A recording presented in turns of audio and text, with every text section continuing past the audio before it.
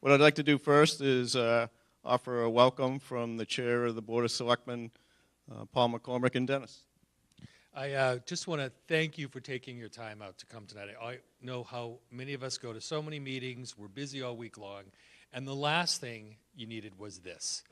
But this is the thing that we need the most, because we really need to work together to make this happen. And so we're lucky enough to have the people that run MFN, and think about questions to ask them. I know the question I want to know is how difficult it was to put together. What were the problems? I know they do a great job now, but what was the problems going in? We have 3 towns like they do, and that's why they're here. So please ask the questions that you want. So thank you, welcome, and we'll talk during the evening. Thanks. David. Thank you, Paul. My name is David Young with the firm of CDM Smith. We have the pleasure of working on the wastewater solutions with all 3 of the communities, Dennis, Harwich, and Yarmouth. With me here tonight is Kara Johnston and Michaela Bogosh up and back too, who help do a lot of the planning for this. This is the agenda for tonight's meeting.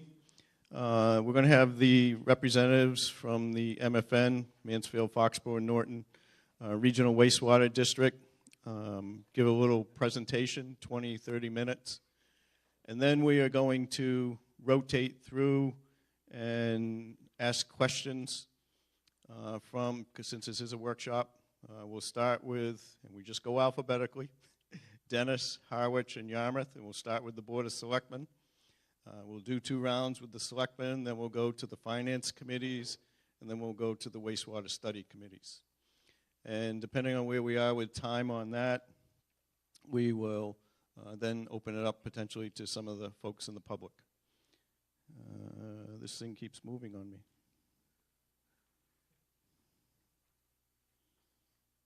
There we go. I would like to just introduce the 3 guests that we do have here.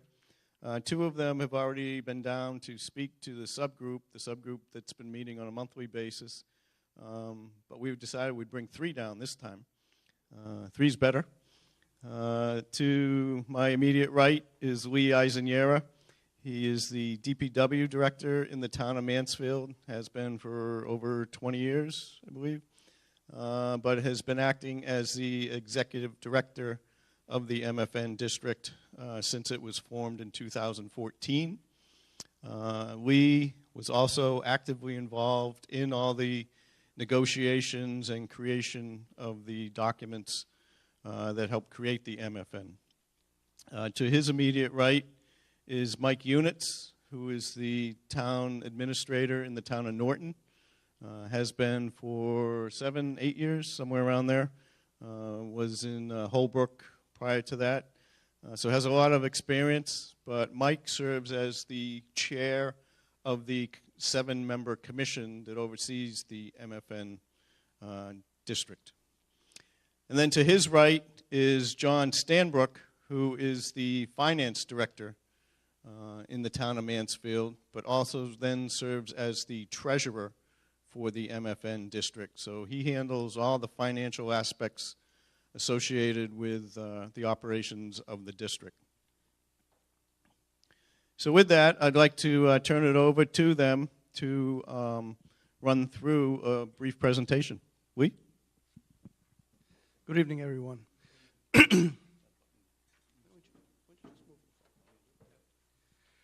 I think the MFN has some things in common with 3 communities. We are all in the Taunton River watershed that winds up discharging to Narragansett Bay. And part of the work we're doing is because there's nitrogen impacts to the saltwater estuaries in Narragansett Bay. So part of the reason that we're making improvements is to address that. As you can see on the map, it's 3 contiguous towns. Giving you a little history, the original plant was built in 1985. I say in all reality, it took the towns 30 years to form a regional, because it was initially intended to be a regional plant built with the old federal grants, which was, I think, 80 federal, 10 state, and 10 local.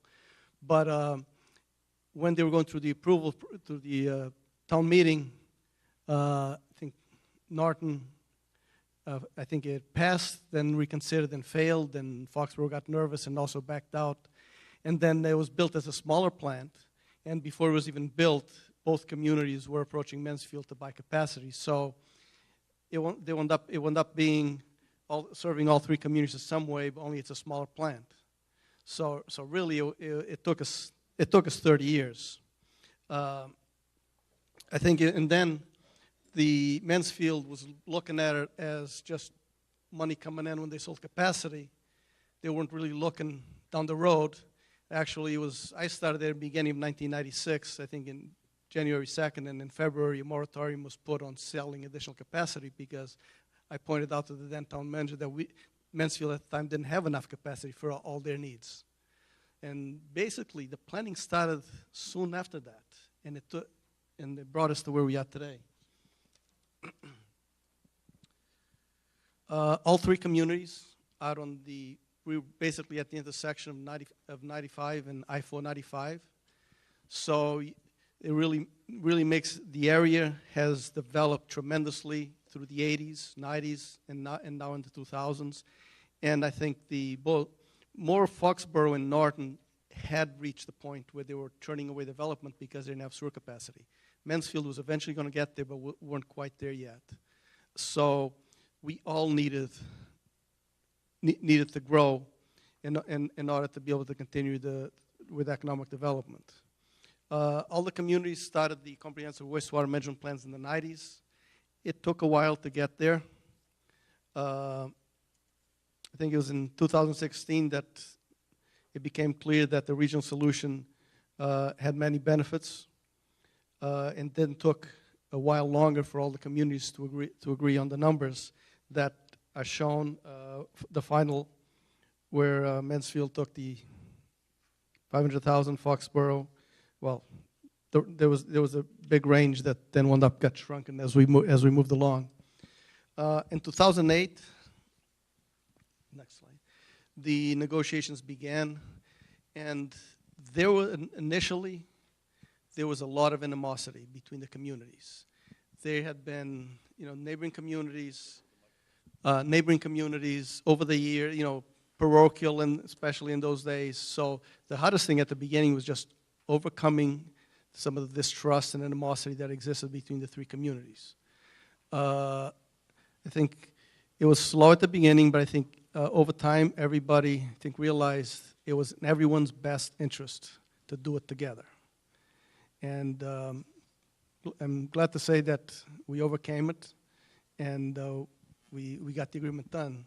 Can't say it was always easy, but I think looking back on it, I think everyone's glad that we went through did the hard work to get there. I mean, I think just like you've already done or have already started, we had the special legislation filed that was approved that enabled the district. Like I said, it took. Last time I came down, I actually brought the minutes of the meetings. It took us over 30 meetings over 4 years to get to the agreement. The town meetings in each community approved the agreement. Actually, I believe in Mansfield, if I remember correctly, it was actually unanimous. To our surprise, initially people were skeptical, but once we got involved in the process, it was very positively received, I think, by all three communities. The district took over the interceptor, basically where all three towns come in. Everything else, each community is responsible for their own sewer collection systems, I think similar to what you would have in your district. The final numbers that were agreed on to come up with a 1 million gallon expansion was Mansfield 665,000 gallons, but that actually, it's 165 of that was a side deal that Mansfield had with the town of Easton. They are not part of the regional, they are a customer of Mansfield. So basically, Mansfield kept the 500,000 gallons they needed, and the numbers just worked out perfectly for everyone else, and we sold 165,000 gallons to the town of Easton. Mansfield realized about a 25% cost savings with treatment with a regional solution. Other towns similar. I think in addition, what I found, I believe that DEP was really helpful in trying to help us with through the SRF process. And I think they're really promoting the regional solution, and I think they were, I mean, I don't know if it's official or not, but we really sensed this is a case where they were really trying to help us out. So I think the fact that it was regional, they were really looking for a way to help. 70% of our 40 million, well, 40 million includes the design, was at 70%. I mean, 70% of that is at zero interest over 30 years. That makes a huge difference. I don't believe that they would have been as helpful if we were doing it alone. So that financially that makes all the difference when you're paying zero interest over 30 years is really. I wish I could get that for my house.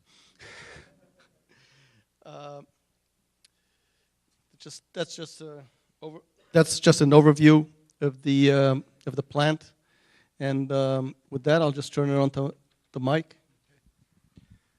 Thank you, Lee. You know, one of the questions is why did we decide to form a district? Well, when Lee was talking about the early history there, in Norton, why they backed out back in the 80s is still talked about. But anyways, Mansfield went ahead, so the trunk line went all the way through Norton, and the treatment plant was on the far side of Norton from Mansfield. So we had everything in the town, but weren't taking advantage of it. And then eventually realized we needed the storage and just started paying Mansfield for it. With the need for the expansion, a $38 million expansion, by now people realized the benefit of regionalization, and also people wanted to say, they didn't just want to get a bill from Mansfield every year, they wanted a seat at the table. So that's what was one of the driving forces to regionalize and form a district. In the district, we have 2 representatives on the board. Foxborough has 2, and Mansfield has 3. And from our town, it's myself, appointed by the Board of Selectmen, and we also have a member appointed by the Water and Sewer Commissioners.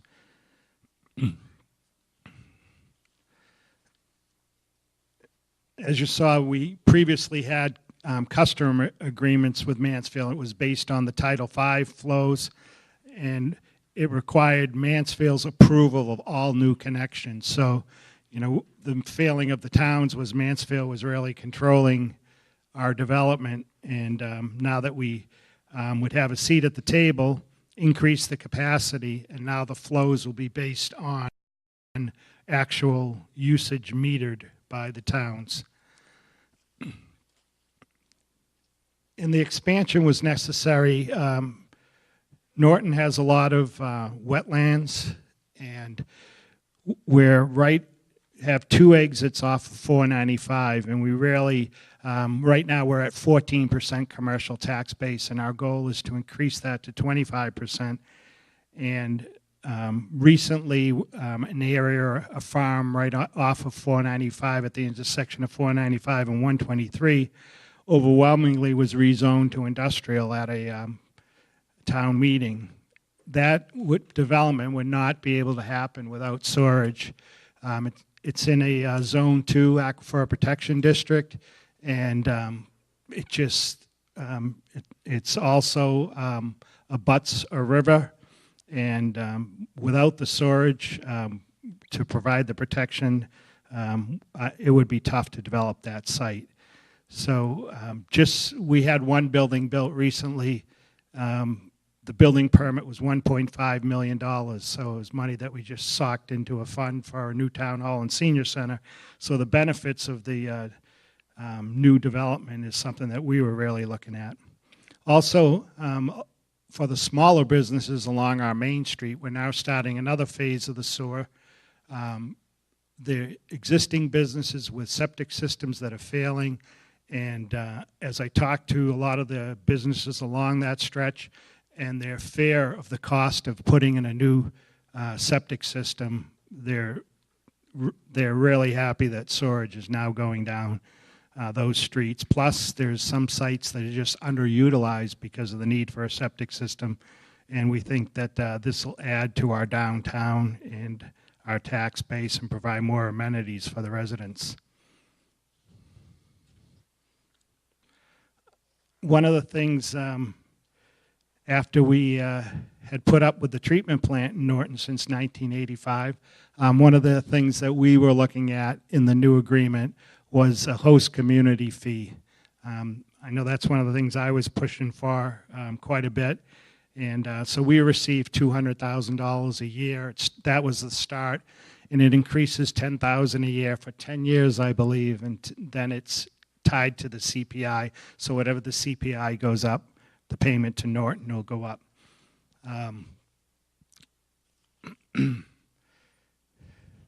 And that money actually has been used to help defer some of the rate increases to the sewer users.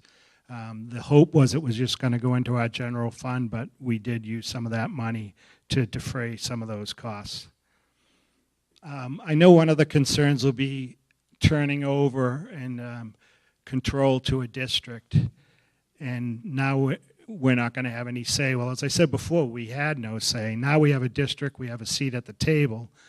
In the process, when the MFN develops a budget each year, I'll take that budget and our portion I bring to our water and sewer commissioners to review.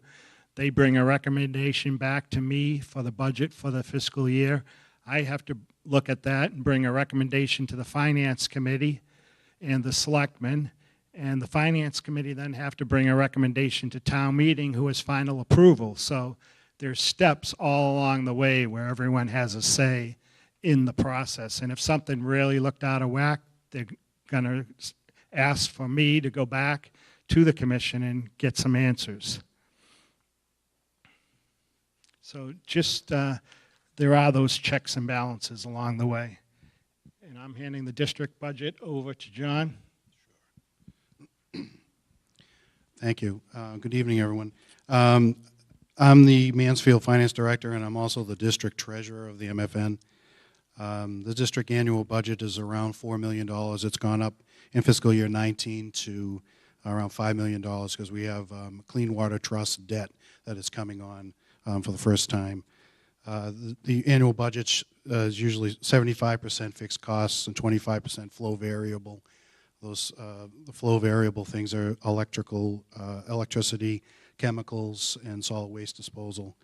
The flow capacity dictates how the capital costs are divvied up between the three towns, and the fixed are paid on the portion of the flow capacity owned, and the flow variables, excuse me, are paid on the portion of flow delivered to facility. That's what it says there.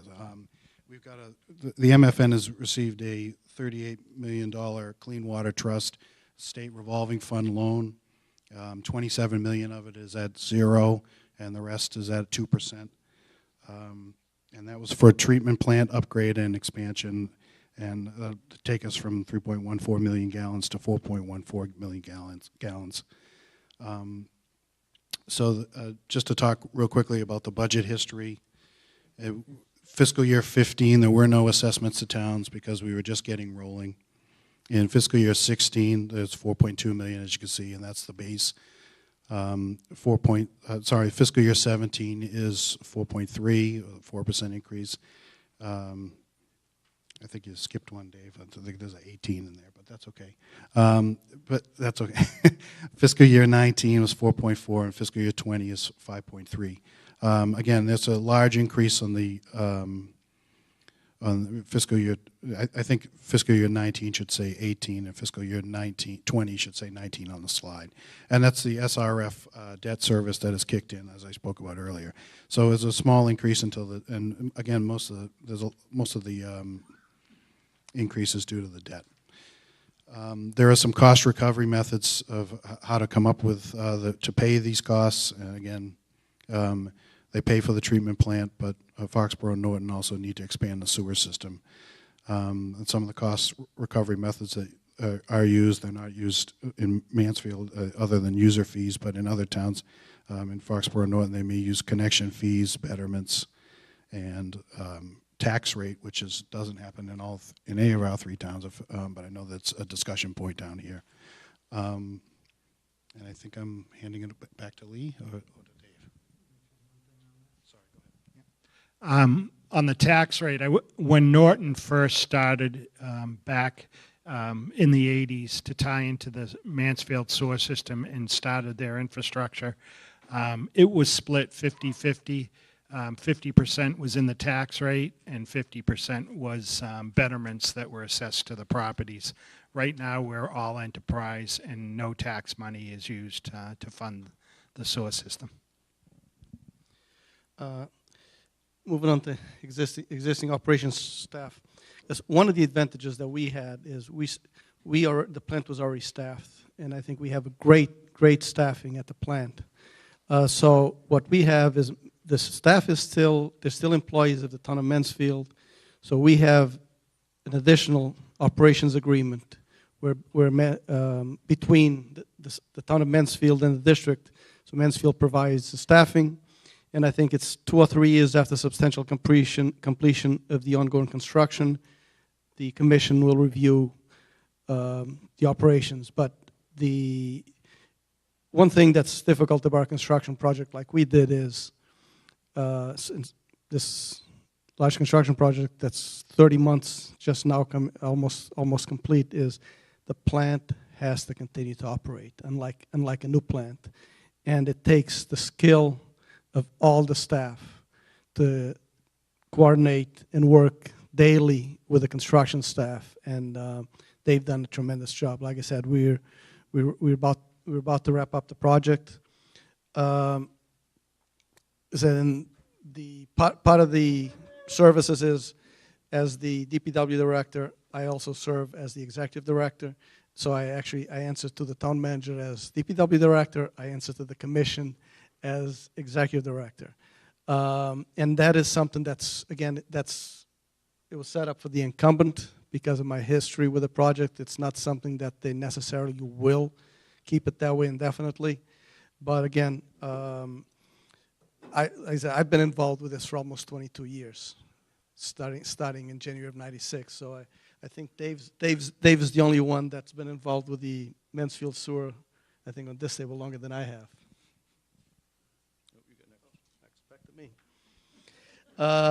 Most difficult part of the process, I think I touched that before when I said the most difficult part was overcoming the animosity and distrust that had existed. I mean, at one point there was lawsuits related to sewer between Mansfield and Foxborough, and it was due to water, but it was for the sewer plant between Norton and Mansfield. So that shows how the relationships were at one point in time. So overcoming that, to everyone being around the table constructively, that was the most difficult process. I think the agreement was, I think we worked hard to put something together that addressed everyone's concerns. Most of them, there was obviously there was always items that came up that finally we agreed it was not worth putting, but it's set up that it can be flexible. We tried to plan ahead for everything, but you can never do that. So I think the way it's written, I often refer back to it, and I think our town council, the MFN council does at times too, just to make sure we're doing things the way we intended. But I think it's a great document. And the commissioners, I think once we formed the commission, the approach from each community, it went from each community looking out for themselves to the commission looking out for the best interest of the plant. And I'm not sure if there's any vote, maybe one, but most votes are unanimous. And like I said, that's with seven commissioners, two from Norton, 2 from Foxborough, and 3 from Mansfield. So I think the commission's been great to work with. I mean, they ask the right questions, but overall, I mean, our meetings, we have the meetings monthly, every first Tuesday of the month, usually. They approve all of the construction payments, and we do a monthly warrant, but some expenses need to be paid sooner than once a month, so we set up a procedure that I send them out to all the commissioners, but just need to get an approval from the chairman, and with that approval, I can sign off, and John can process the payments just to keep the vendors going. But that's just on the expenses. All the construction, capital, everything gets approved by the commission. But I think it's been from where we started, when we started negotiating, to where we are with the commission is night and day. I think it's a very positive experience. And as we mentioned before, the town meeting in each town approved the agreement. Going through the negotiations, I think it was very important to keep an eye on the big picture. We sometimes, each one of the communities could at times get tied up on the little things, and sometimes we have to be reminded by one of the other members, or especially the facilitator. In our case, we had Representative Jay Barrows, who happens to represent all 3 communities, so he was involved from day one. I think he's also a big proponent of economic development, and he saw the need that the region had, so he took that as a pet project. And there was many times where he stepped in and said, hey, let's get back to the big picture here. Maybe we let sit till the next meeting and we'll get back to that item because we're just getting bogged down. So I think it is important that you have a facilitator that just looking at the global picture, because any one of us, like I said, I know at that point in time, I was one of the 2 representatives for Mansfield. So I was looking at make sure Mansfield got their fair share. Because the concern was Mansfield had more than roughly 2/3. Mansfield still has roughly 2/3, but with the commission, it has 3 out of 7 votes. So there was compromises all around because for everyone.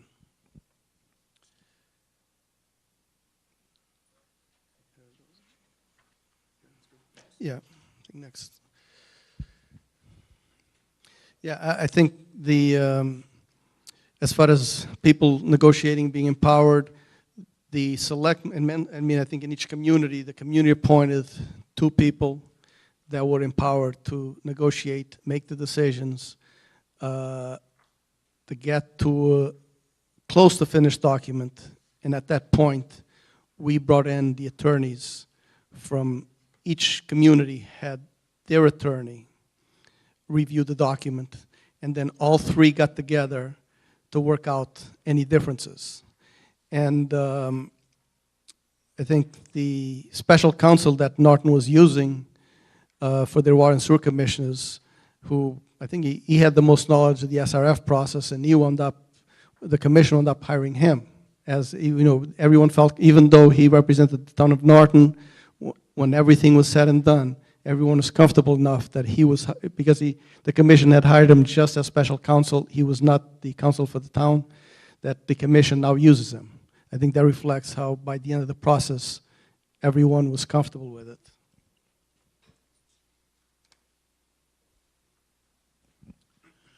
Thank you, gentlemen. Now I'd just like to give a brief overview of where the DHY program stands, just so that everybody understands that. Just to refresh everyone's memory, the flow percentages are roughly shown on that plan. Dennis has increased their flow up to 1.95. Harwich is about 0.9, and Yarmouth is considering options with sending some flow from Lewis Bay to Barnstable, or they may send all their flow over here. So that's why the percentages vary, but from 50% in Yarmouth to a third in Dennis and a sixth in Harwich. This meshes the proposed phasing plans from all three communities into 8 phases, roughly one every 5 years, over 40 years. Harwich is actually in the process now of doing the East Harwich area. They're putting out to bid those first contracts to put pipes in the ground next spring, but that flow is actually going to Chatham, so it's not part of their .9. And the proposed DHY Clean Waters Community Partnership, as described with MFN, would just have some common facilities, maybe a common pumping station that the Harwich and Yarmouth would tie into, share pipes with Dennis, and then the force mains from that pumping station up to the treatment plant site located at the DPW site. And then there would be pipes that convey the treated, highly treated effluent to effluent recharge sites in all three communities. That's what the DHY would own and oversee. The collection system within each of the communities would still be overseen and implemented by each community, and that's roughly 70% or more of the program cost that a community is facing now. So clearly you still have a lot of say in how the program moves forward. This just summarizes, as we showed on that earlier figure, again, you know, the DHY would be focused on treatment and effluent recharge. Just a quick conceptual picture of what the treatment plant and location might be up at the DPW site. The actual DPW building is that white building to the lower left. Where are we in the process? The DHY subgroup was formed by all three towns a little over a year ago, and they've been meeting on a monthly basis since June of 2017. You heard an update from that group this past March here in actually this room. The three towns put forth a town meeting article to see if the towns wanted to move forward and file special legislation that would allow for the potential creation of this partnership. And that passed in all three towns in May. The towns then worked and that authorized the Board of Selectmen to then review special legislation and authorize that filing.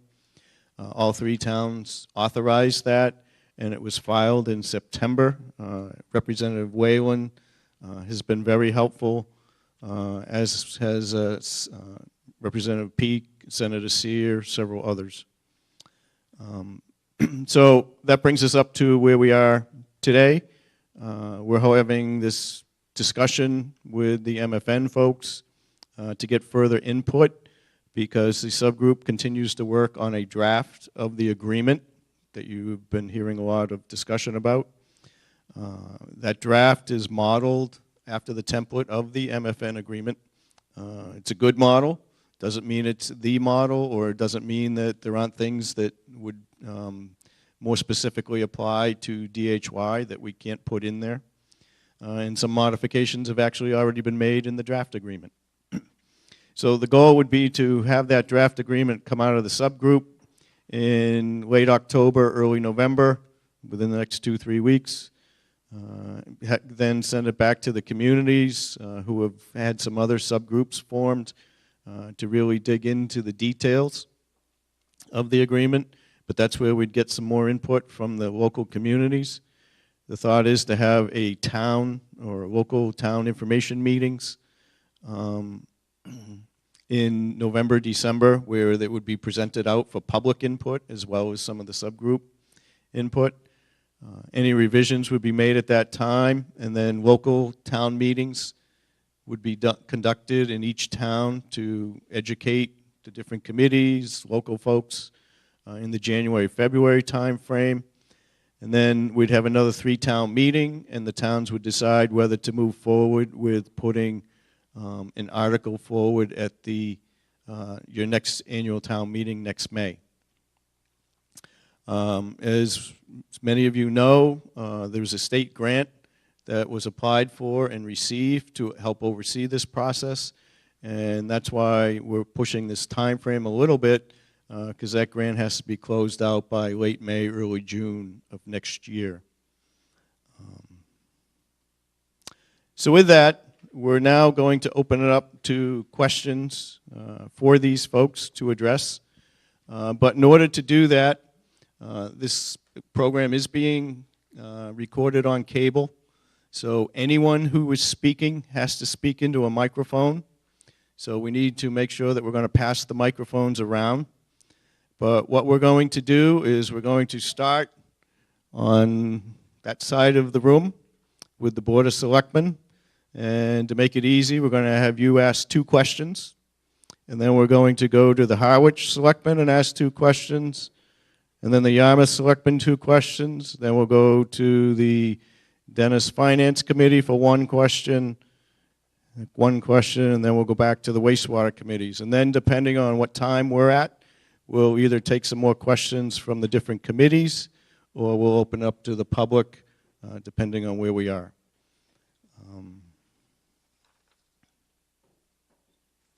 So with that, I would ask that whoever wants to ask the first question from, excuse me, the Dennis Selectmen.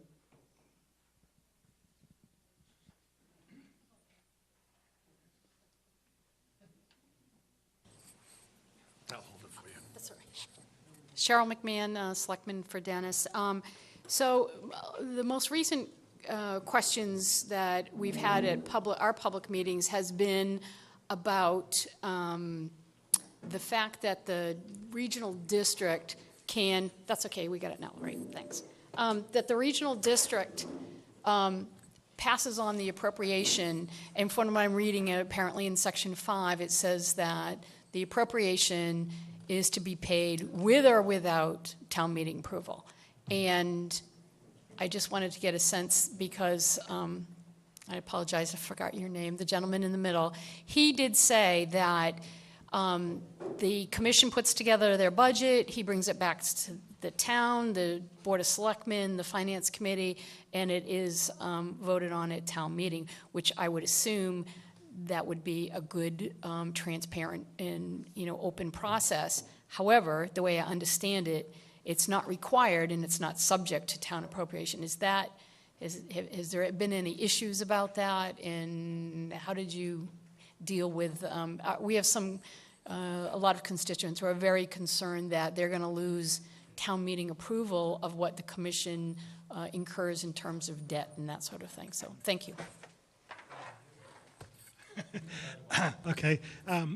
Well, as I said, the process is that well in advance, we get the budget to the towns, and everybody has an opportunity to review it and has a say in it. And if there was a problem, we could go back to the commission and look further into why the increase is what it is.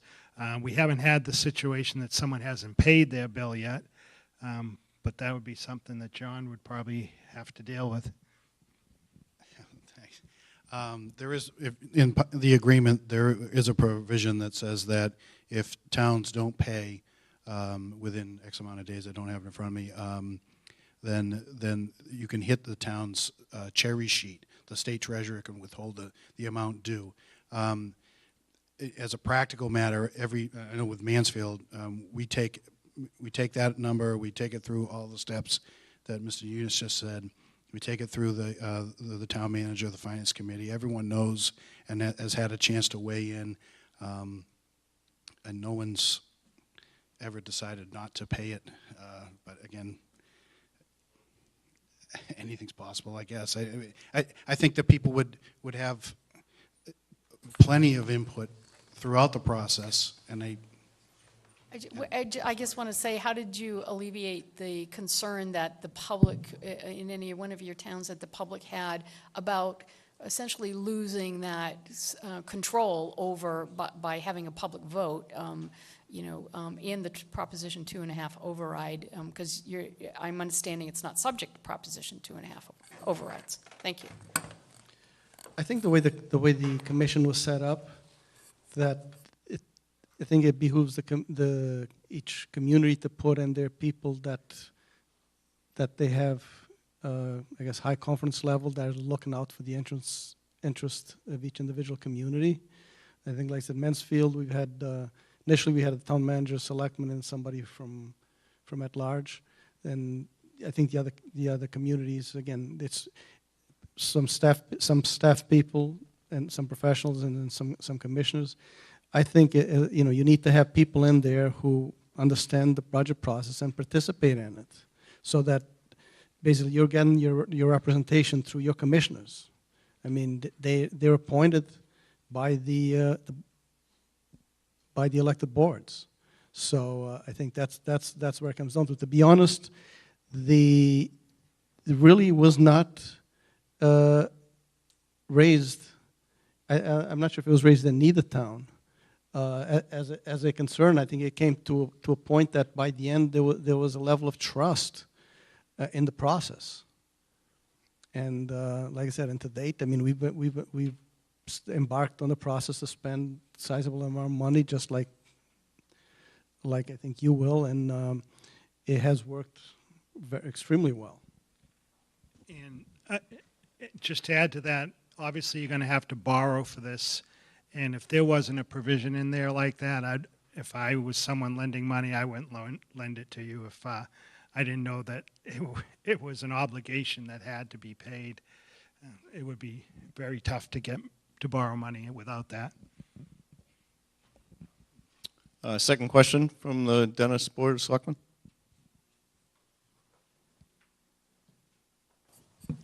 Hi, Bob Mazzadri.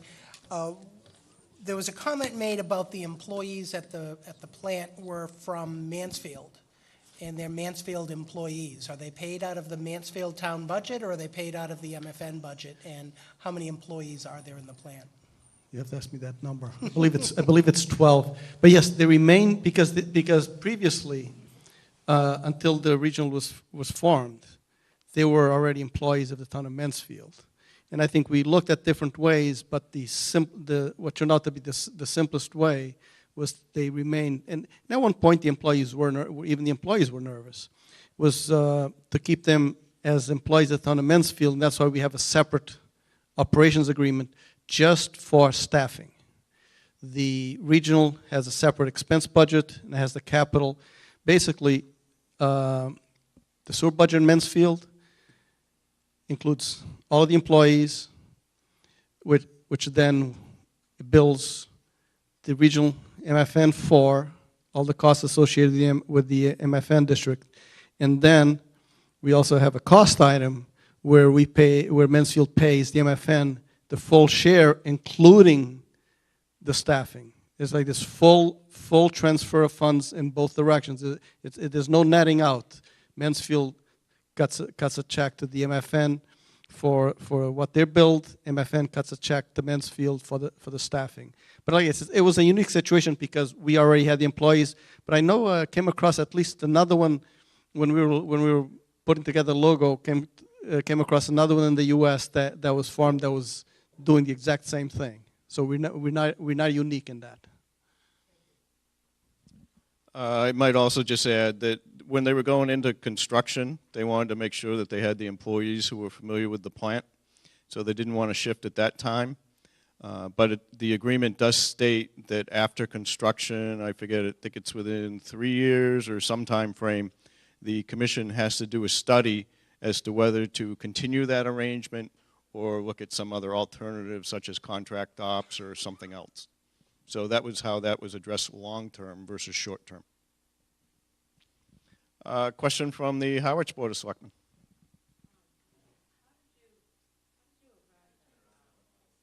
Yes, I'm sorry, I should have mentioned, we need to make sure the green lights are on. How did you arrive at the membership, the 332? It depended on each town. Like I said, the town of Mansfield, the Board of Selectmen are also the water and sewer commissioners. So the Board of Selectmen appoint the three. And there's nothing states who they appoint. It's up to the board to determine who they want. Currently, we have two selectmen because the town manager, the then town manager left, and there was a new town manager coming in, and they felt, he's got enough to on his plate right now. So the chairman came in as a commission. So we have two members of the Board of Selectmen and one member of outside.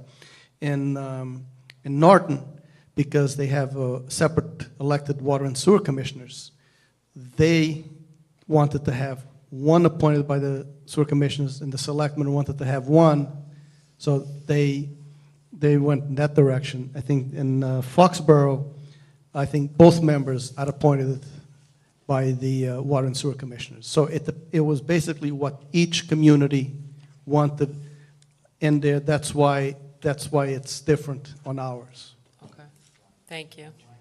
Oh, why the numbers? Did you ask about what? Yeah. Okay, why the numbers? Obviously, you needed an odd number. Mansfield, like I said, they still have a majority of the plant, but as a compromise, they went with agreed to go with just three.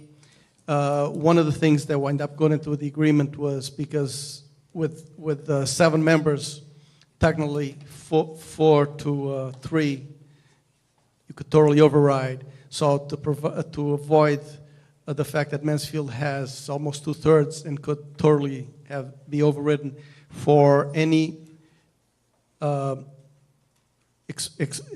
new expenditures requires a 5 super quorum. So if any new expenditure, not to pay bills, but if it's any new expenditure, and that was just something to give Mansfield more of a comfort level that they were paying 2/3 of the bills and would lose and could be totally voted out. Oh, okay. That's why they still have one more representative, but the other 2 communities, they can't totally, because they for new expenditures we need 5. Okay, thank you. Yeah. Okay.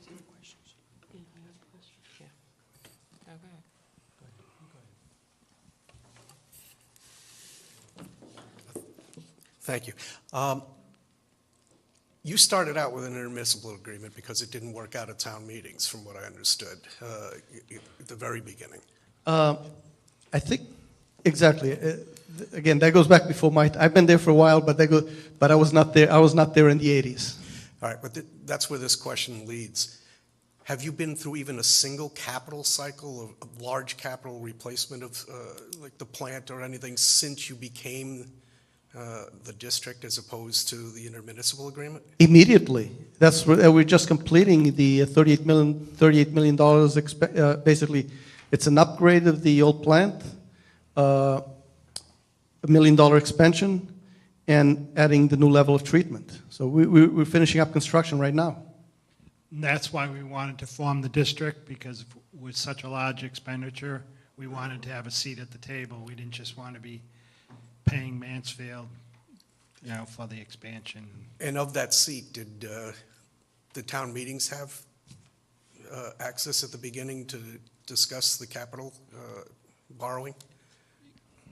Yes. I think the approximate number was put out there from the beginning. I think, obviously, it evolved as we went to final design. The numbers got tweaked a little bit, but the approximate numbers were out there from the time that we started discussing forming the regional district. The numbers were out there. As opposed to the numbers being out there, did the town meetings get to vote on the capital project? No, they did not. They did not.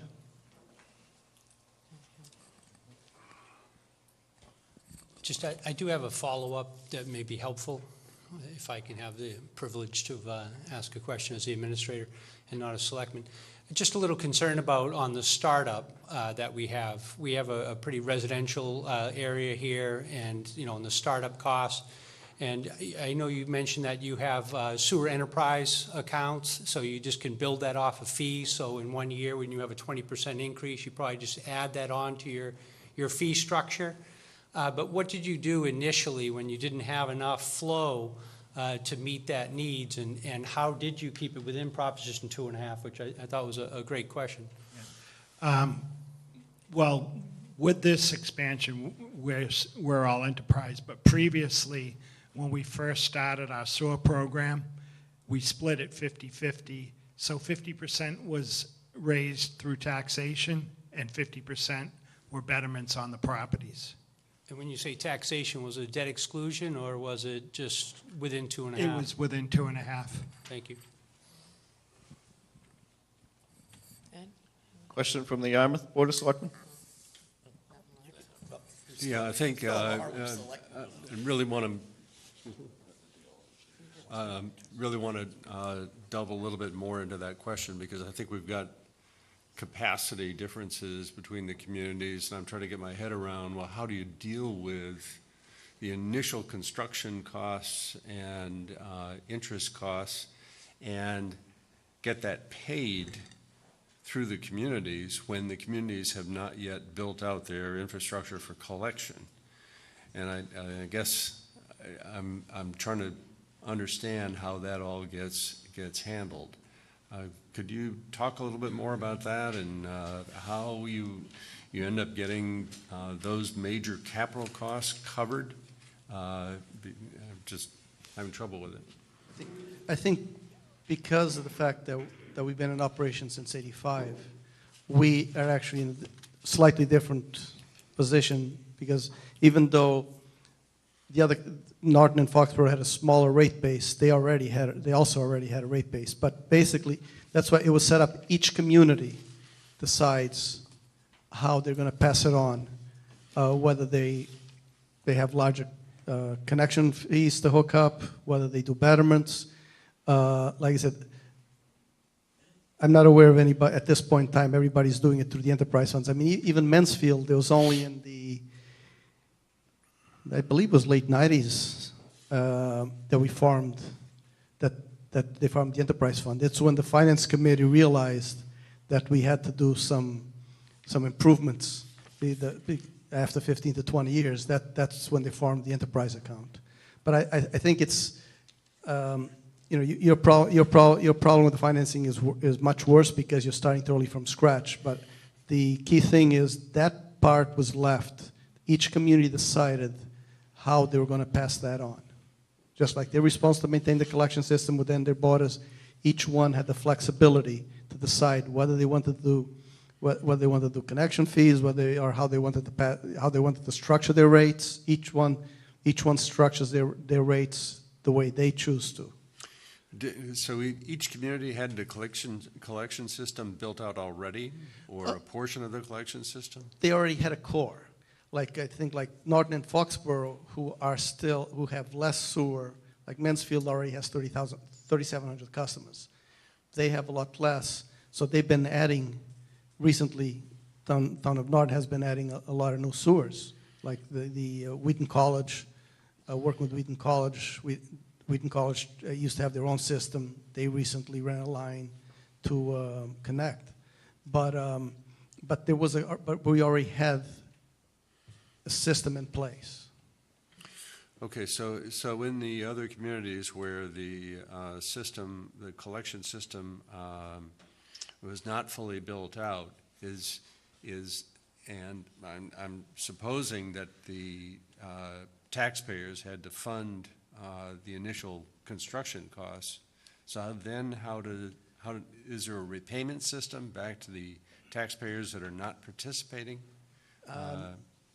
I know in Mansfield there is. I know initially, and I remember back in the 90s talking to some selectmen who said, really they felt it should be, at least part of it should be on the tax base, because everybody benefited by having the sewer in place.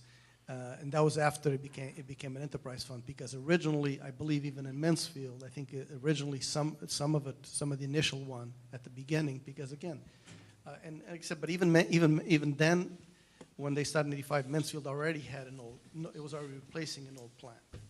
But even then, I believe some of it was on the tax base, and I don't know if even you were involved in that one. We also have some commercial developers that are actually holding on to gallons. So they're paying each year, even though they're not part of the sewer system yet, but they've purchased flow to hold in abeyance until they develop their projects. And so the town does, or the Water and Sewer Department does receive money from those developers each year to pay for retainage of flow. One thing to keep in mind too, though, is that the sewer systems in Mansfield, Foxborough, and Norton were put in mainly to address failing Title V septic systems and to encourage higher density commercial development. Down here, you're looking to address a nitrogen in the groundwater problem that's now daylighting, surfacing in your saltwater estuaries. As Lee pointed out, their treatment plant ultimately ends up down in Narragansett Bay after it travels down through a very significant stream.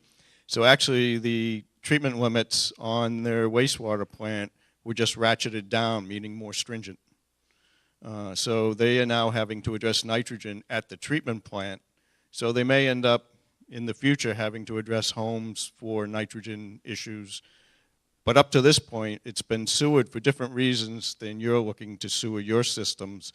And that's where the public good versus the betterments and those things come about. And that's why you see these three towns all have it a little bit different. Did you have a second question? As I understand it, Mansfield had their own plant initially before the other two towns formed the district. And obviously that's not the case here. There is no treatment plant. There's a proposal that it be in Dennis and that Harwich and Yarmouth hook into it. So in terms of the allocation of capital costs, based on your experience, how would that work here? I mean, any kind of capacity has got to be projected capacity. There are no actual numbers. There are no metered figures that can be used. So how would you envision that working in this situation? I don't see it any different than what we did. Each community owns a share of the flow. In all reality, before, Mansfield had already sold Norton and Foxborough a share and collected only, they collected only the 10% that they paid back then. They got a bargain because it was built with like I said before, with the 80% federal, 10% state, 10% local. So Mansfield was selling capacity at that same rate, just escalated by the ENR Construction Cost Index. But everyone already had rights to that. So basically, all the costs going forth are strictly based on what the share that each community owns. If anything, it made it more complicated for us because we have old plant and new plant and then expanded plant, because the costs related to the plant expansion are based on the percentage of the additional flow that each community is acquiring, and then the overall costs are based on what each community has as the percentage of the whole. So I think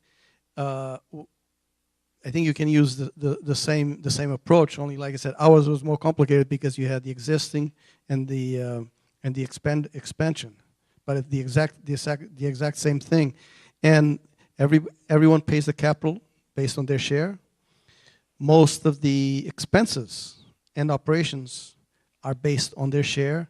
The only flow variable, like John mentioned before, are the chemicals, electricity, and the sludge disposal.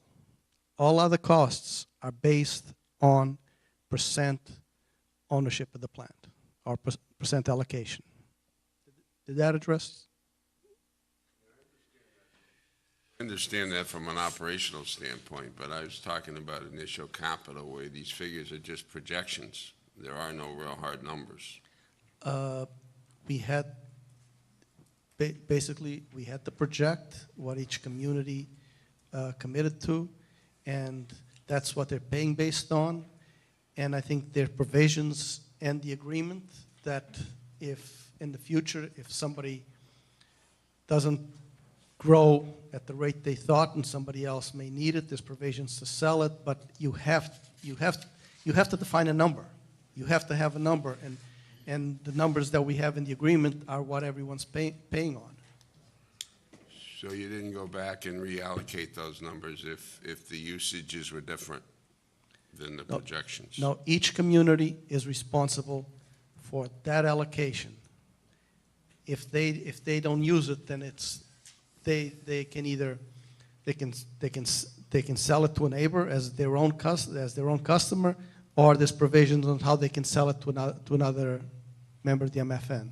But they committed to be responsible for the financial obligation of that amount. Yeah, I think just to add, the communities had flows that they had bought, allocations in the intermunicipal agreements, and when it switched over to the district in that 1 million gallon expansion, it was up to them to determine how much additional flow they wanted based on where they were under their original allocation. So that's how they adjusted their own flow going forward. Okay, what we'd like to do now is switch over to the Finance Committee row. Is there a question from the Dennis Finance Committee? Yes, thank you very much. Jim Plath, Chairman of the Finance Committee. Just exclusive of the alleged trust of the committee members that are appointed, if a budget is proposed by your commission and it goes to the town for review and the towns look at it and they're not happy with it and it goes back and the commission says, this is the budget.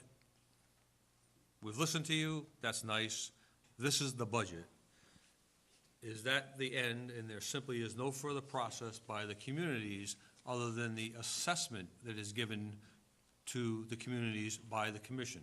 So my question is basically a yes or no. Does the commission have the ultimate authority without any further appropriation other than appropriation from the town to just pay in the end what the commission says you will pay to the towns? And what is the bonding authority that you might already currently have? So in the end, no matter who's on the commission or whatever, does the commission have the ultimate say, and there is no provision other than what the commission says you pay, your town will pay? Is that the way it is? And it's simply yes or no? I mean, Yes. Okay. All right. Thank you. So there's no earmark. And what about the bonding authority? Is there any cap on the bonding authority with your commission? Is there a cap on the bonding authority? Yes. We just, since we were only 4 or 5 years old, we had very little interest in bonding. So, all we've really been bonding right now is with the Clean Water Trust. They're willing to, we haven't gone out and done any other bonding. MFN has taken over some of the debt that Mansfield had originally bonded, and we've taken over and agreed to pay that, but we haven't done any other bonding. No, my question wasn't whether you did bonding. My question was, there is no bonding cap. The commission can bond whatever they want to bond. Yes. Thank you. I am aware you'd have to do some bonding, but my question was, there is no limitation on what the commission can bond and the towns will be required to pay. Your commission. It has to be related to the Yeah. wastewater. Well, I understand you're not going to buy new cars. Yeah, thank you. You look lonely. You had some people with you, but I did, but they had a previous other engagement. And, hi, my name's John Chory. I'm on the Finance Committee for the town of Harwich. And I do have a question, and just actually two questions. One quick question. Is this going to be broadcast, or do we have available to broadcast this meeting in Harwich at some point? yes, this full broadcast will be sent for all 3 towns to post on their website, so everyone will be able to see it who was unable to attend, or if you'd like to see the repeat. Okay, thank you. Well, thank you for your presentation and sharing your lessons learned with us. My question is according to your slide, you have the initial flow rates of the three towns, almost equaling the capacity of the initial build-out of the plant. Is that from day one of flow, or is that a flow rate projected for 5 years? Because I'm thinking that if you build this plant, are we building it to capacity immediately, or are we building it to capacity 5 years from now? Or 10, whatever, how'd you figure out your flow rates? I want to make sure I understand which figure you're looking at. It's the estimated wastewater flow rates by towns, and it lists each town. You're talking for DHY, not MFN? Yes, yeah. Okay, sorry. Right there. You have the inflow of 5.8, and you have the outflow at 5.8. Yeah, no, that is projected for build-out flows, meaning 40 years out. 40 years out, okay. Yes, so we would build something less than that in the initial treatment plant construction, half, 40%, somewhere around there. But is that half the cost too, or we will be adding costs every whatever years after that? No, you would, if you went forward, you would bond, the community partnership would bond to build the first phase of the treatment plant, pick a number, say it's half the flow, and then they wouldn't build any more than that until the communities were putting in their collection systems, funding it at their town meetings, implementing it, and flow started coming to the treatment plant. Once they started to get about 80% of that flow, then they would be making provisions to expand that treatment plant. Whether it's to the full build-out or not would be decided upon at that point. And the initial build-out of this treatment plant, it can handle this 5.8 flow, so we're not looking to build another treatment plant somewhere else. No, that is the idea, that instead of each community building its own plant, there would be one plant built to handle the flow from all three towns. Great, thank you. Yarmouth Finance Committee? Yes, my name is Jessica Norwood, and I know at least in the town of Yarmouth, we have some bigger projects that are coming our way, and we're already over the 2.5 and projected to be probably again. So how did you get the town to agree with this in conjunction with other large items that are coming up?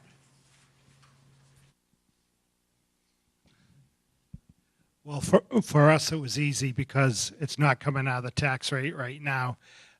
But at our last town meeting, the schools department didn't get all the money that they wanted, and there were a lot of people there very upset about that. And I think that's why the farmland was rezoned to industrial. And so the people in town see the benefit of the economic development, and they, that's where the support comes for this, that if there's economic development, it's going to lead to more tax dollars that then the town will have to sustain itself. Okay, but we're looking at potentially having a new school in conjunction with this being built all at the same time. Mm-hmm. So, most of the support does go towards the school, so how would you make this just as equal as an important project? Just as I said, the only thing that you could say is that, you're going to need this tax revenue to develop further on down to sustain things. And if you're going to pay for that school, well, if you can get storage and you see some areas developed that weren't developed before, the new growth, the tax revenue, it's all going to help make those payments. I tell you, I can see the bigger difference between Mansfield, Norton, and Foxborough is that because Mansfield had the plant and had additional capacity, Mansfield has a lot more industrial development.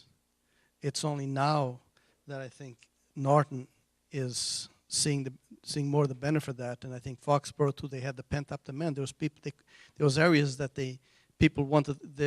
Right in the center of Foxborough, they wanted to come in and knock down some of the old buildings, do something new, and they didn't have the sewer for it. So I think there's a lot of things that can't happen without the sewer. And like I said, in our area, we're seeing it. We're seeing it in all three communities. And I would venture to guess that there's probably areas in each one of the three communities that things haven't been able to happen because sewer is not available.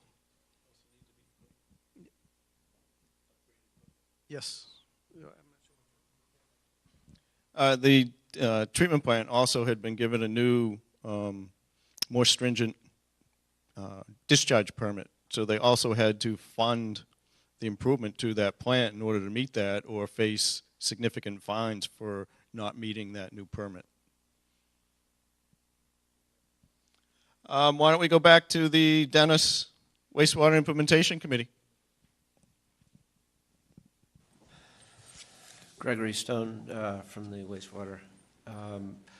You said that 50% of your costs are paid for by real estate taxes and 50% by flow. Was that correct? When Norton originally started their sewer program back in the 80s, that's the way it was set up for the initial program until there were more users onto the system. Originally it was 50% of it was paid by the taxpayers and 50% of it was paid by betterments. Now it's all betterments or sewer charges. Do you know how much the average homeowner pays for their I know in usage? Norton, I've been trying to convince the water and sewer department to go to betterments. They had gotten away from betterments, and they charge $35 per gallon. So for an average 3-bedroom house, $11,500 to tie into the sewer system up front. And for a 4-bedroom house, $15,400. And, you know, my argument to that was you do have on the books that someone has to tie in. It was 2 years. Now it's 5 years. We give people 5 years to tie into a sewer line once it goes by their house. Very tough to enforce that. I hate to say it, but it is. And if someone's got to pay $15,000 to tie into the sewer system, that is a big nut all at once. And so I've been trying to encourage them, and they have done this on the new sewer expansion on West Main Street. It's betterments. So you start, whether they tie in or not, you start getting money day one. And if someone that was required to tie in 5 years, if they put it off for 10 years, you're not getting any money. But if you're getting betterments up front, spread out over 20 years, or some people pay them up front because they don't like to have liens on their property, but you're getting money right away. So now they're doing betterments again. And then they pay on top of the flow? They pay a particular amount annually for the flow? Yes. Right now, our sewer users, what they pay is based on 95% of their water bill. Thank you. Mansfield in the past used betterments for the installation of sewer lines, and the sewer rates are based on flow. Thank you. Town of Harwich Wastewater Support Committee. Ann Howe, Wastewater Support Committee. I have a question regarding your structure. Obviously, we're less industrial. We have more residential users. And one of my concerns ongoing, this is going to be a many-year process. How are you handling putting out rebids to get more stringent cost control for engineering? I mean, I think to date that we really need to have much more control, that the contracts need to be much more restrictive, and I haven't been very pleased with the contracts controls up to date. So if there's a district level, are you writing them from the district level? I'll be the last person to suggest we need more lawyers, but there are times when lawyers are good. And I'd just like to see more enforceable contracts that have more cost control written into them. And I realize you're an industrial town. I'd also like to see models from other towns. This is a very narrow, it's a great model. You're in the same state. You have similar issues, but many of your issues are not the same. And so I'm not sure your model is the best model for us, at least without looking further afield. Just on one thing you said, in Norton, we're not an industrial town. Only 14% is commercial in our town. We're looking to increase that, but right now it's only 14%. Even Mansfield, we have the industrial park. We have more than Norton and Foxborough, but I think we back in the late 90s, early 2000s, we had distinction of being the youngest community in Massachusetts. I think the Boston Globe did a contrast. I believe Chatham was the oldest, age-wise. Mansfield was the newest, the youngest. And the reason for that was all the young families moving in. So because we are at the intersection of 95 and 495, we used to have the largest ridership on the train, but they built a new parking garage in Salem, so now we're the second largest. So we are a bedroom community also. So about rebidding contracts for engineering services, I mean, how do you handle that? I mean, first of all, the engineering contracts based on the Massachusetts procurement laws are based on qualifications based. The typical process you put out for qualifications, and I believe currently you are not even, we used to do 2-envelope system where you. I understand that. Okay. One of the recommendations from the Cape Cod Commission was that there be a frequent shift, not rapid, but frequent shift of engineering firms to infuse new ideas and better methodologies, to basically have a wider view. And it seems to me that when you get a recommendation like that, that it behooves you to look into that. And again, it's for having contracts that really have strict regulations, so that there are penalties for non-delivery, that there are penalties for not meeting specific responses. And I'm just curious, as a district, that's a different thing than a town, even though there are state regulations. Even LAC, I can tell you as a town, we've had a lot going on at any one time. We might have contracts out with half a dozen different engineering companies. Mansfield was never, or at least How has does not. a district impact Yeah. that? Well, and I just wanted to say, the district responsibility is the treatment plant and the trunk line getting to the treatment plant. So we have an engineer obviously working on that, but our engineers that we use in Norton when we're doing a sewer expansion are not the same engineers. We have our own You're talking engineer. about the subcontractors, but I'm surely you have an overview. I mean, this is what we're talking about here. No, we're responsible for management, construction of the sewer system in our town. Okay, you separated that, so Right. it's not at the district level. That was what I was asking. Right. So we have our own engineers for that portion of those projects. Thank you.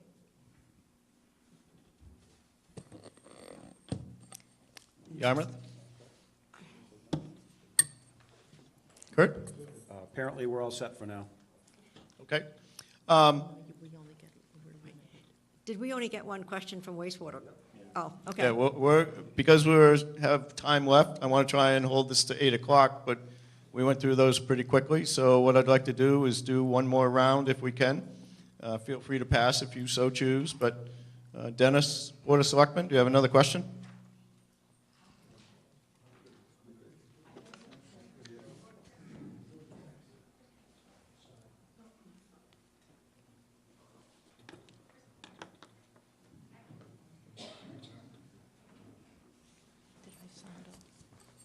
Chris Flanagan, Dennis, Board of Selectmen. First and foremost, I want to thank you, gentlemen, for coming here tonight. My brother lives in Easton, and I know that it's not, your area isn't right down the street from Dennis, so. I just had to come from Donovan Way, so. Well, we appreciate it. My question is, do you use renewable energies, or have you looked into using renewable energies to bring costs down? At this point, we have not. There, at the plant itself, there wasn't space. There's something that we may be looking at in the future. We acquired a parcel for possibility of putting additional effluent disposal, which we are not currently using. So we haven't even discussed it as a commission, but that's something that we may contemplate, because the parcel will be basically empty. But at the plant, we really didn't have the time. I mean, didn't have the space. One thing we did do is obviously much more efficient motors and controllers, to the point that even though we're adding capacity, we anticipate that the electricity used will be the same or less. So, and as far as wind, we're not really in a good location for wind. And we just recently hired someone to come in and do a complete energy audit of everything at the plant. May I ask a fairly quick question? So in terms of complete transparency, I'm actually the treasurer of our town of Dennis's water district, which is a separate entity. And my question goes to flows that are calculated, and usually the bills are taken off the water usage. We have a lot of, and I've been tracking to the best of my ability, some of the data about usage by lawn irrigation systems, or at least properties that have them. So the seasonal swing, has a lot to do with more seasonal residents here and commercial activity, but there's a lot of water going on people's lawns. In your communities, do they have any programs where they allow people to separate their lawn irrigation with a separate water meter so they reduce their sewer bill?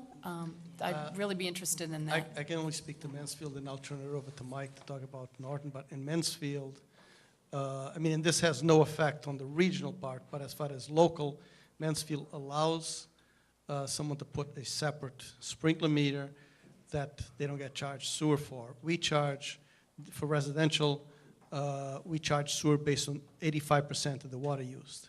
If somebody uses a lot of sprinklers, then they want to go to the expense, they have to pay to put a totally separate water meter. But then we have an inclining block rate for water. If they put a separate meter for sprinklers, all the water that goes through that meter is paid at the highest rate block. So and we get questions a lot, and sometimes I'll even go through with people to see whether it's even worth it for them. Because if they do, the outside watering is all at the highest rate block. We've got it easier. There's no outside sprinklers allowed in town. So.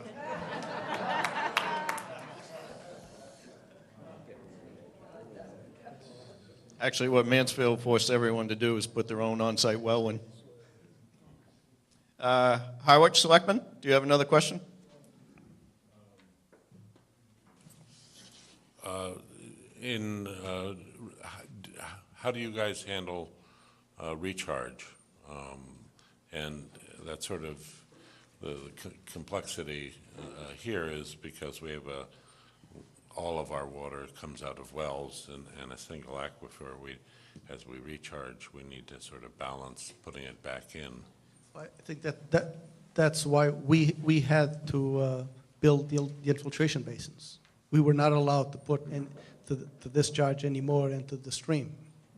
So the expansion all goes into infiltration.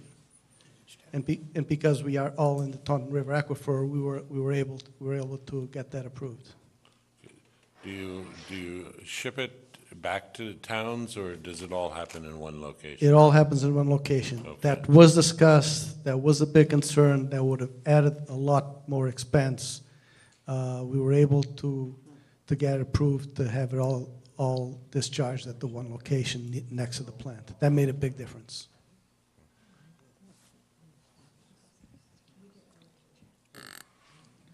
We'll get you, file you too, if you'd like. Just in terms of in my experience, when you operate a facility, in terms of your rate structure, how much of your rates go for, I know you're 14% industrial or commercial. How much does the plant actually take, though? How many commercial customers do you have in terms of total flow versus residential? Approximately what your breakdown is. And do you have a rate differential between residential and commercial? It's slightly higher for, I know in Mansfield it's slightly higher for commercial because of the additional pretreatment and additional treatment costs. I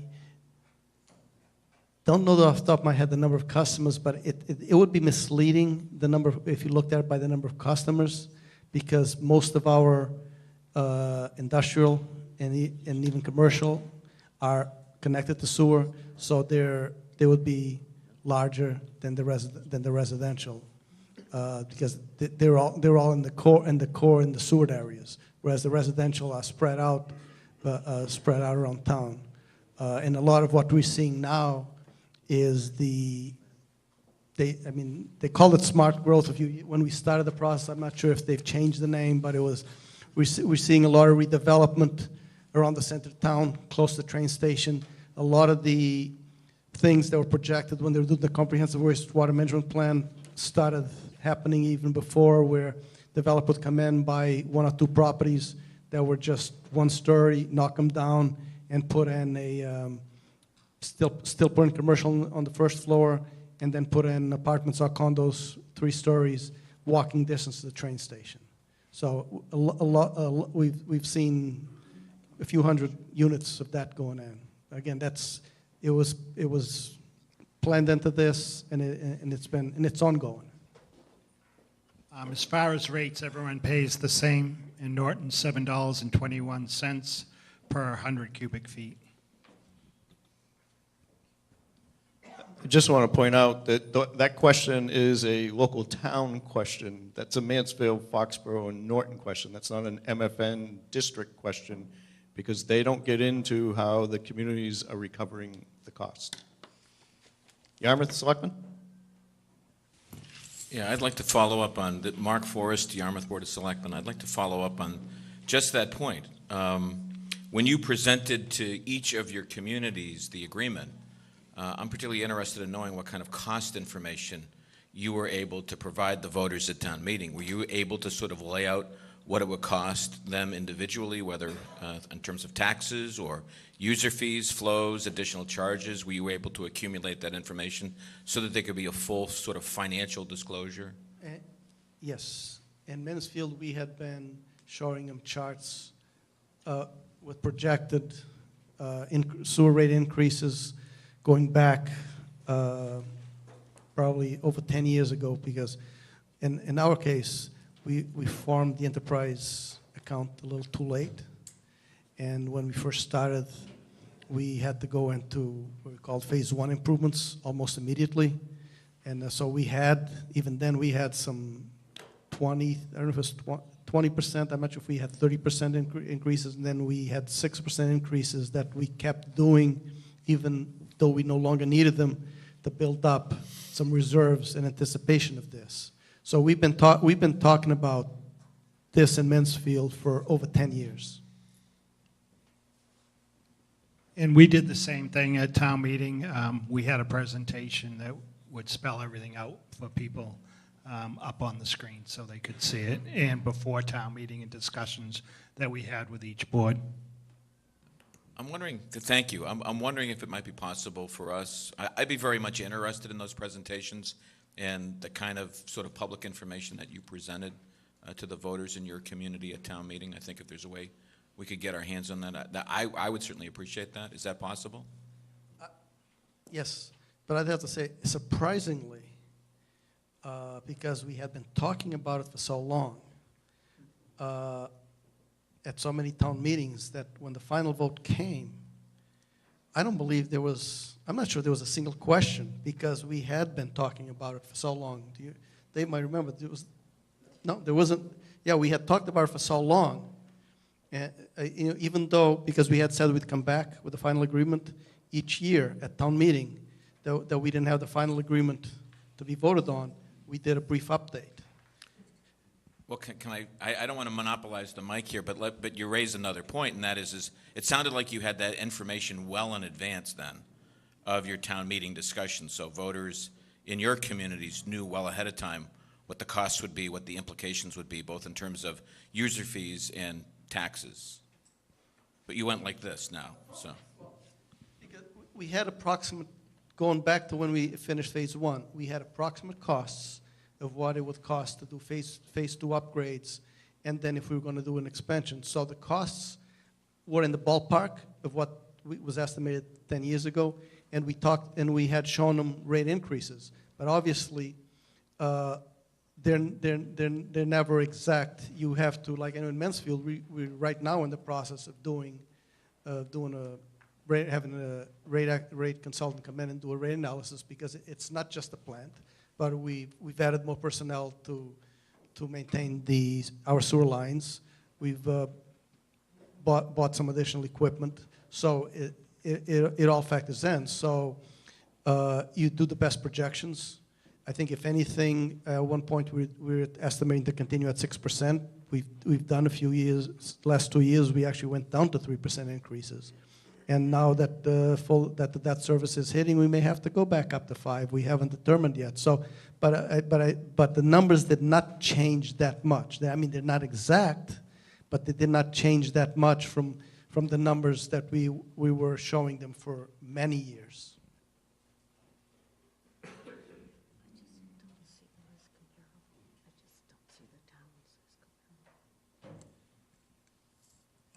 Not to belabor that point, but to add on to that, I think the many years, the timeline that we've been shown is extremely aggressive. So given that, you said you had an unanimous vote when you finally got to town meeting. What steps, after the discourse that the towns took, what specific steps did you take prior to that to get the unanimous vote? In terms of public engagement, I guess, I'm thinking about where we are now, and I'm thinking of May, and you said you went back several times, several years. I think it's, not only that for us, I think it's easier to quantify the value when you talk about economic development. While here, there are some of us that we can use a little bit of economic development, but really what we're trying to put the value on is the environment, and that's a harder sell. Well, but part of the reason that we did the project was environment, and that was one of the components that we knew was also coming. That's why we had been planning for years to do the phase 2 improvements, because of the age of the plant. We needed to go in and upgrade some of the old equipment.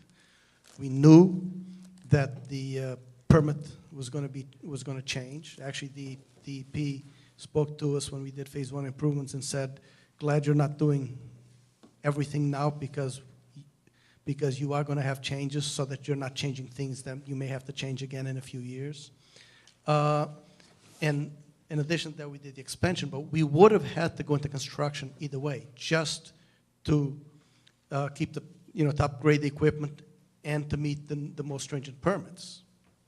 But what specific, I guess in helping us get there, what specific things did you do in your communities to garner that type of support? I think a big part of it was the Board of Selectmen were fully behind it, and basically publicly stating that, especially on Mansfield's case, was, look, it is more cost effective. We have to do it. It's more cost effective to do it as part of the group, as part of the regional, than if we do it alone. I think that was a big thing. In our case, we already had a plant. We definitely had to upgrade the plant to meet the most stringent permits. We had the equipment that was failing, and one of the things I guess I may go back to, that the people in Mansfield, and even especially the finance committee, many years ago, the reason they started paying more attention is we'd been saying we need to invest more in the plant, because of the age. And then we had one incident where we had a failure. We had a power failure. We had a failure of the generator. Then we had a failure of the switchgear, and it took a lot of effort to keep the plant from being submerged in sewage. After that point, the Finance Committee were the ones who then initiated the article to create the enterprise fund. But that's what it took to get people's attention. So I think after that, people started looking at it a little differently in how important it was to invest in the plant. And also we had the Tri-Town Chamber of Commerce, which represents the 3 towns. They were very involved in the process. And then we're all part of the Canoe River Aquifer. And so the Canoe River Aquifer Committee was also very involved in letting people know about the environmental benefits. Yeah, I think Lee's a little too close to it.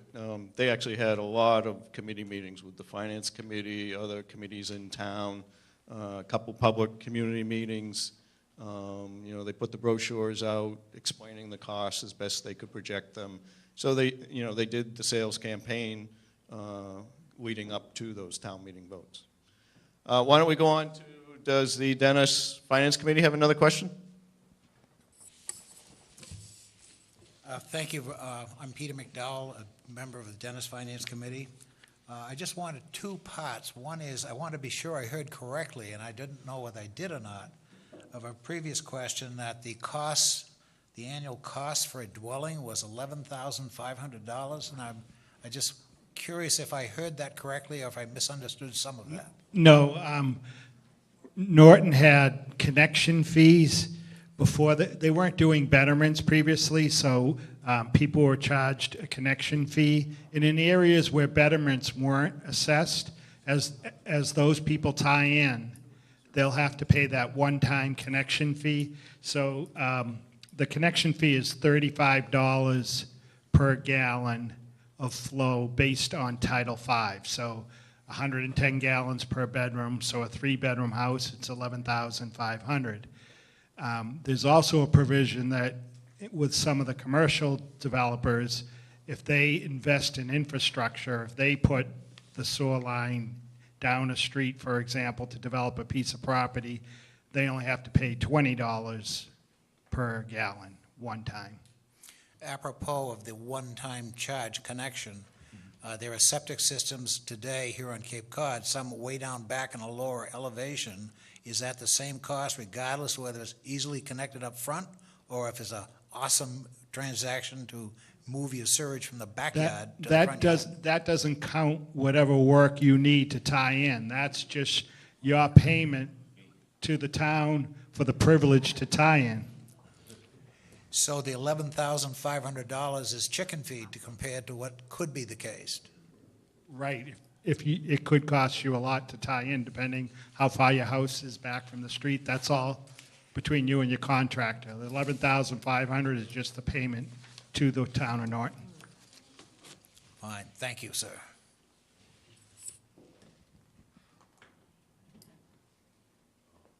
Harwich? Yes. Hi. Again, John Chory from the Harwich Finance Committee. And I'm asking this question, and Dana DeCosta, who was here earlier, is on the Finance Committee, and he had to leave earlier, but he was asking maybe just a small question, but the commission members that you've decided to be appointed by selectmen or sewerage commission, depending on which town you're in, can they also be elected? Or is that just an agreement type item that we work out? I believe the way that it's written here in our agreement is that they're appointed, and I think there might have been some discussions, but I think the part of the reasoning was that you have a tendency to get more professionals focused on that who are willing to serve on a commission or board, but they don't want to run an election. I can tell you, I personally served for 11 years on the Board of Public Works in the town I used to live in, even though I was working in Mansfield. They had the advantage of having my experience on that board. I would not have run an election. I served until I moved out of town and moved closer to Mansfield. But I think that's just one example. But I think the goal is to get people who can focus on it, some technical, some financial, but that can focus on this and not necessarily somebody who can be successful at running an election. Yeah, just our town, all your towns obviously could be different, but trying to find people to run seems to always be a problem. And the story, last time we updated our charter, one of the proposals was to have the water and sewer commissioners appointed and by the selectmen, and that got voted down. They kept them as elected, and I don't know if we've had, every time there's someone running, they're not opposed, and we've had, more often than not, we're appointing people to the Water and Sewer Commission anyways, because nobody runs. So there are people. We formed a building committee not too long ago, and we had an attorney, attorney, an engineer, an architect, and I was afraid we wouldn't find people, but they stepped right up, and they all said, if I had to run for the building committee, I wouldn't be running, but I don't mind being appointed. It's hard to find, people don't want to get involved in campaigns. Thank you. So it's just an agreement type item that you work out. Right, that's the way it was set up in our... Yarmouth Finance Committee, have another question? Hi, Brian Gardner with the Yarmouth Finance Committee. When you started the initial hookups, how did you deal with those people that may have just recently upgraded to a Title V septic? Meaning 6 months or a year ago, or 2 years ago, or 5 years ago, and they've outlaid all that money and now have to pay $10,000 or $20,000. That is always a major battle. I mean, that is why we recently changed it from 2 years to 5 years to tie in. It is always a major battle that you're going to have. Someone's going to say, my septic system's operating fine. I'm not tying in a storage. And it's just a battle that you always encounter. Can they be forced? By law, they can be. If they don't tie in with 5 years, the Board of Health can take action against them to force them to tie in. Again, I just want to clarify, that's a local town issue. That's not an MFN district issue. Good question, something you'll all have to deal with, but I just did want to clarify. Dennis, Wastewater Committee? I want to say thank you very much, because this has been a great forum, and we really appreciate your time to come down here. Do you charge by 1,000 gallons of water, or by cubic feet, is something I heard of the residents? I think once again, it varies by community. I know in Mansfield, it's per 1,000 cubic feet. Of floor space? No, a flow of water. I don't know how to measure cubic feet of water, so it's not by gallons, though. 7.48 gallons. Per cubic foot. But your water meter reads in cubic feet. At least most of them do. So that's how the rates are set. Okay, thank you. In Norton, it's the same. It's as I said before, it's $7.21 per 100 cubic feet. 100. And it's 90. You take 95% of whatever the water usage is and start there. Harwich? Yes. Sharon Flieger, Wastewater Support Committee. This is going to be a follow-on question to two of the gentlemen that already brought this up, and I'm asking for some clarification from my point of view, because I've had a couple of people get in touch with me about this question. My understanding, and if I'm wrong, please correct me, your district group will come up with your the money, your agenda, not the agenda, what am I, the budget, all right? Then you present it to the Board of Selectmen and then the Finance Committee, all right? So this is going to be a two-part question. When you do that, if either one of those does not agree, what do you do? And then, If they do agree, and it now goes to the town, and the town votes it down, my understanding at that point that it doesn't matter, that it's up to your district? That was the question that he asked, and that was my understanding. I could be wrong. You're correct. We have not encountered that, but you are correct. And in Mansfield's case, as far as being presented to the Finance Committee, we don't present the specifics of the MFN budget. It is available, but they review it as part of the sewer budget. Includes the Mansfield sewer budget, includes the line items that I mentioned to earlier, where it carries the cost that Mansfield pays for the MFN. So, but all the information is available, but we don't do a specific presentation to the FinCom going over every single item of the budget. All right, but now when that happens, all right, let's say our board would get it, and then it goes to financing. If either one of those groups does not agree with that, and they come back to whatever representative and they say, hey, the board, they're not going to agree to this budget, what do you do? What happens? I think if there was a problem, it would be up to the representatives to bring it up to the commission for reconsideration.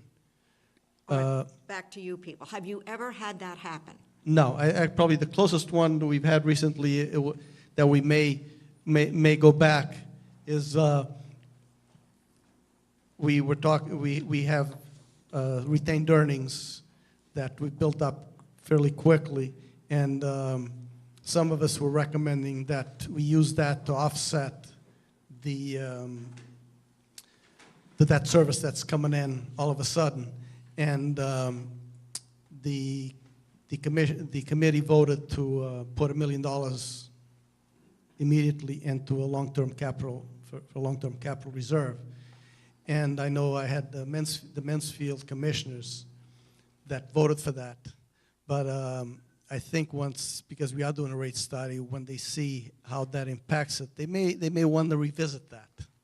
So, but the way the meetings are set up, they have the ability to reconsider something. But again, if the commission votes for it, they do have the last say the way our agreement is set up. They do have the final say. All right. So then, all right, and let me just take this to part B of that.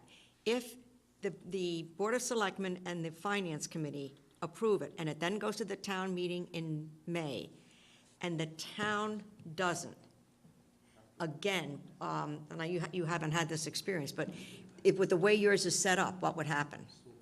The budget at that point is adopted. We have to adopt the budget, I believe, by January, by the end of January, so we can send the estimated bills to the other communities so that they can budget accordingly. So if the town meeting didn't vote on it, the bills would still be going out. So that's why the language is in there that it could come off the cherry sheets. Again, it's worst case scenario. We hope never to encounter that, but that's why you have to have some protection. Otherwise, somebody decided they could affect because you had one group that all of a sudden didn't want to do something or didn't want to fund it. It could affect the operation of the whole 3 towns. So there's got to be some protections that the focus stays on operating a treatment plant as efficiently and cost effective as possible. Okay, thank you. Yarmouth, Wastewater Committee, do you have a question yet? Make sure your light's on. Thank you. John DeLiso, Yarmouth, Water Resources. 2 questions. Given the experience of all 3 of you in all 3 towns, looking back on the, if you will, totality of the experience, were the towns slow, on time, or, if you will, expeditious in the creation of the tri-town arrangement and the whole business of the sewer installation? And then a second question to follow up. Well, in our case, I wouldn't say we were on time because it really took us 30 years. Because if we had really farmed it in the beginning, we would have more capacity at the plant than we do now with the additional million gallons. So I would say we took the turtles route to get there, and then it still took our time to have everyone come to the table and agree on the agreement. But the positive thing is, once that was done, I think there's been a great agreement among the three communities. I would just say that I think the time was spent, it was not quick by any stretch, but I think the time was spent where it should be spent, in the agreement. This has to be what you people need and want. And we spent the time, I came on later on in the process, but the three towns spent the time to make sure that that agreement was what was the stakeholders and all three communities wanted to see. And that's where the time went. Once that's happened, once the agreement was ready to go, I think things have moved fairly quickly since then, I would say. As you know, we're not jackrabbits, but it's not, it's not as slow as it was before. I think it seemed to me, at least the years that I was involved, that the longest time was trying to get the towns to agree on what they wanted for flow. That was painful to me. And my town was probably the worst in finally making their decision. Obviously, they're concerned that they didn't want to hold too much flow so that they had to pay a greater share of the plant up front. But my concern was make sure you don't give away too much flow and then we can't develop in the future. So it took them a while to come to what they felt was a flow that the town residents could afford. Did you use incentive contracts at any point in the construction process? You mean incentive contracts to the contractor? Yes. No, I mean, we went out competitive bid because of the amount we had to pre-qualify the contractors because it was over $10 million. We were fortunate that our low bidder was extremely well qualified contractor, and we are on schedule, wrapping up, and under budget. And they've had a good relationship with the staff. They've worked well with the staff. So I think, but that's, I mean, the pre-qualification process eliminates a lot of the smaller firms, and then it's a matter of luck on who your low bidder is. And we were fortunate that we had a very experienced low bidder. Thank you.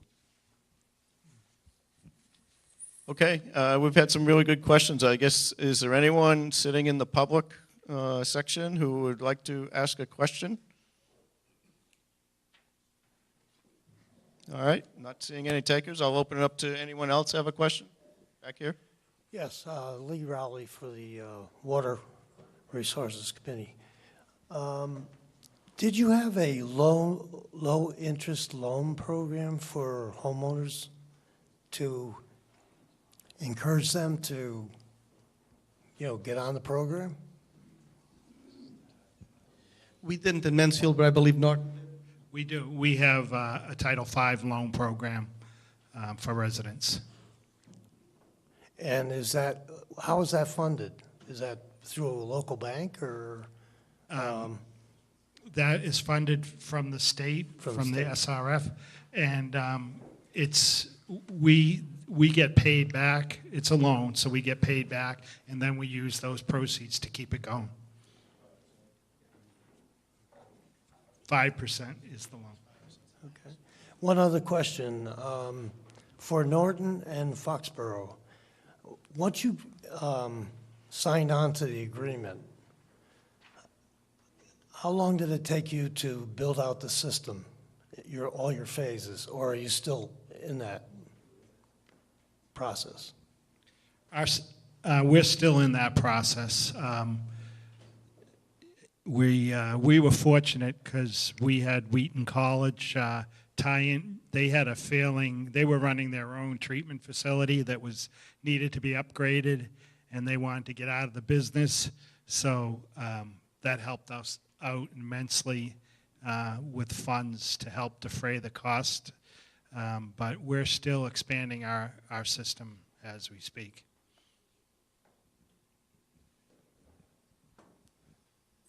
Jim? Just one last question. Maybe to help all of us, if there was one thing that you would have done different, if there was one thing you would have done different, other than wait 35 years, what would it be?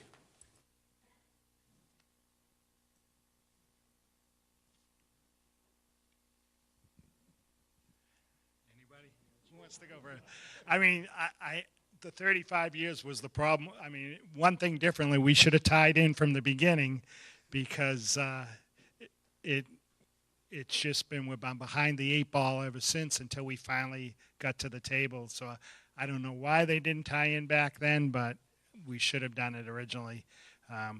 You know, they should have known they were going to need the storage. I don't know if they thought they could get away without it back then, but we had areas in town that were critical at the time. We had a reservoir, not a drinking, we call it the Norton Reservoir, it's not for drinking, but it was polluted, and we had to sewer all the homes around that. And we had another lake, Lake Winnicunnet, same thing, we had to sewer all the houses around there.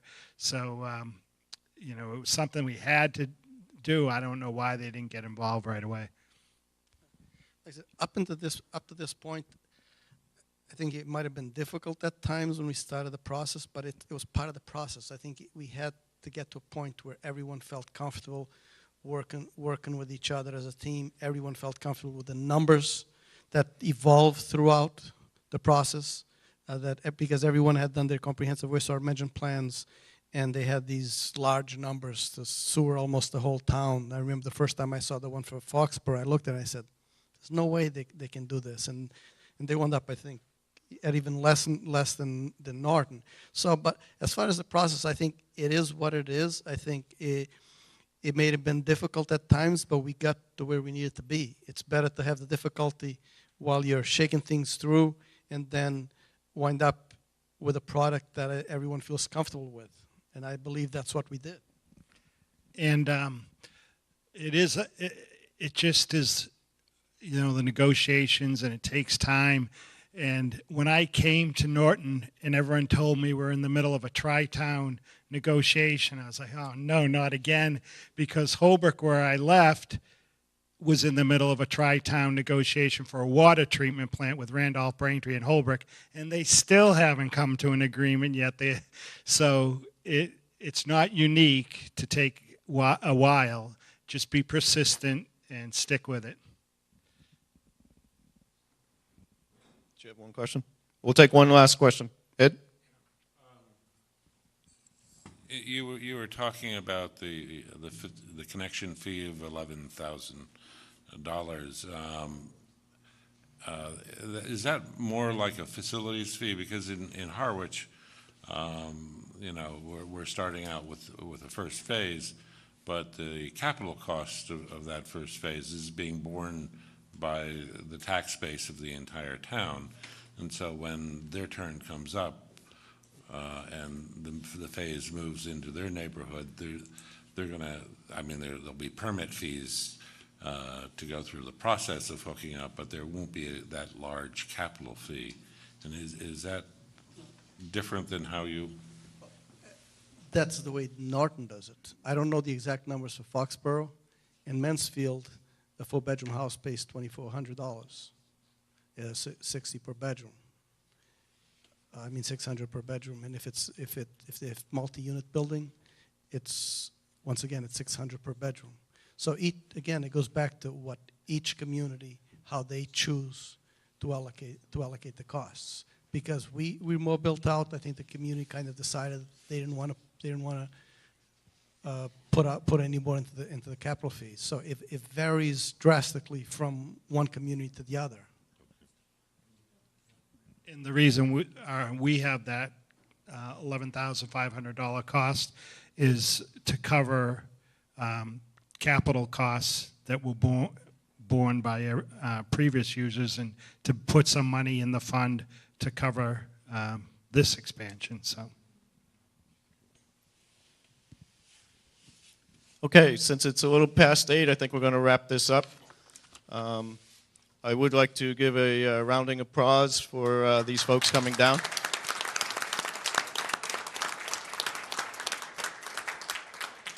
It's truly greatly appreciated. I think it was a lot of good give and take, some good information provided here tonight.